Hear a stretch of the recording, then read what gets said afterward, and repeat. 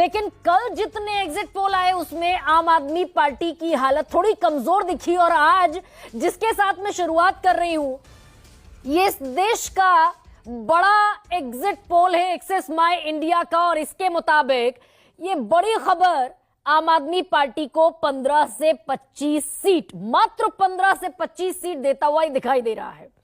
और पार्टी के हिसाब से 45 से 55 सीटें भारतीय जनता पार्टी को मिल रही है, 15 से 25 सीटें आम आदमी पार्टी को, कांग्रेस 1 सीट, और वो जो अदर्स हैं जिसमें अजीत पवार हैं, जिसमें लेफ्ट पार्टीज हैं और जिसमें बीएसपी और आजाद समाज पार्टी है, उसको मिलती हुई दिख रही है 1। लेकिन ऊपर के जो 2 आंकड़े बड़े महत्वपूर्ण हो जाते हैं कि भारतीय जनता पार्टी 45 से 55 सीटों पर और आम आदमी पार्टी 15 से 25 सीटों पर। और जो इस एक्सेस माय इंडिया ने अपने एग्जिट पोल में वोट शेयर दिया है वो बताना जरूरी हो जाता है। दरअसल 48% का वोट शेयर ये एग्जिट पोल दे रहा है भारतीय जनता पार्टी को, यानी कि सीधे 10% का इजाफा है। और आम आदमी पार्टी का वोट शेयर घटकर रह गया है 42%। According to Axis My India 54% से अगर ये 42% है तो 12% की यहां दरअसल देखी गई है कमी।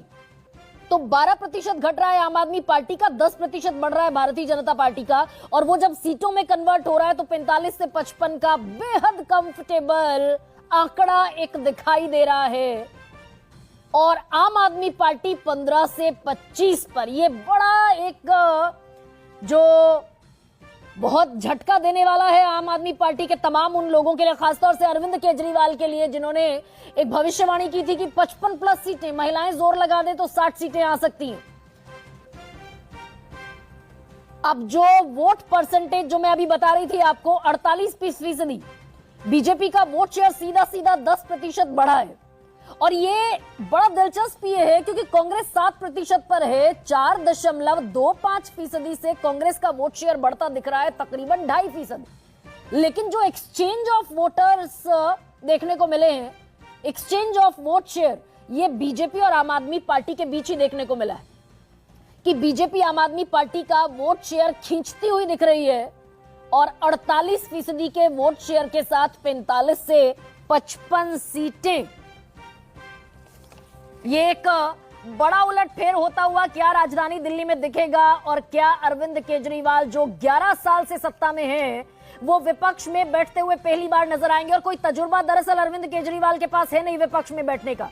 11 साल पहले 2012 में जब पार्टी बनी, 2013 में पहला चुनाव लड़ा, कुछ महीने बाद 28 सीटें मिल गई, सरकार बना ली कांग्रेस के साथ।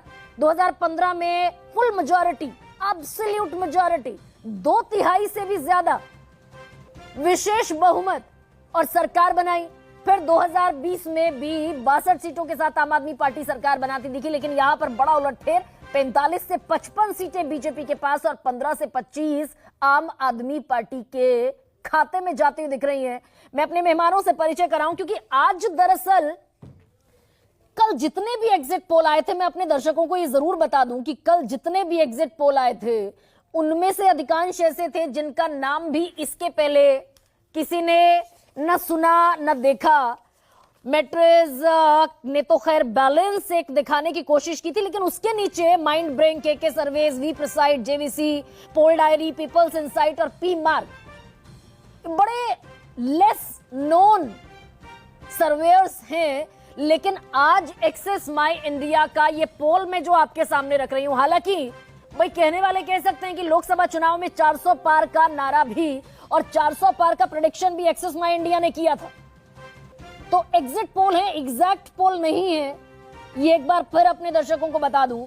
और एग्जैक्ट पोल के लिए इंतजार करना पड़ेगा 8 फरवरी का। लेकिन क्या वाकई महिलाएं, मिडिल क्लास, अलावा इसके जे क्लस्टर, झुग्गी झोपड़ी कॉलोनीज, और कहा यह जा रहा था कि भाई जो 2020 के चुनाव हुए उसमें सबसे महत्वपूर्ण एक डेटा यह था कि जो 2020 के चुनाव हुए थे उनमें 13,747 पोलिंग बूथ थे टोटल, और जिसमें से 50% पोलिंग बूथ ऐसे थे जो झुग्गी झोपड़ी में और रीसेटलमेंट कॉलोनीज में थे, और इनमें 97% 97% वोट शेयर आम आदमी पार्टी को जाता हुआ दिखा था। तो क्या ये इतनी बड़ी सेंध मारी है कि अब सत्ता हाथ से जाती हुई आम आदमी पार्टी से दिख रही है। मेरे साथ जो मेहमान है, मैं परिचय आपका करा देती हूं।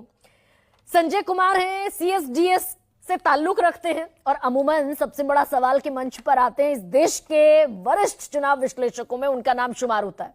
शीतल जी बहुत बारीक विश्लेषण के लिए जाने जाते हैं। सज्जन बहुत युवा है, लेकिन अक्सर आप उन्हें सोशल मीडिया पर देखेंगे, कहीं भी गांव में, देहात में, झुग्गी में, झोपड़ी में, कहीं भी बैठे हुए अपना कुर्सी डालकर दिखाई दे जाएंगे आपको। और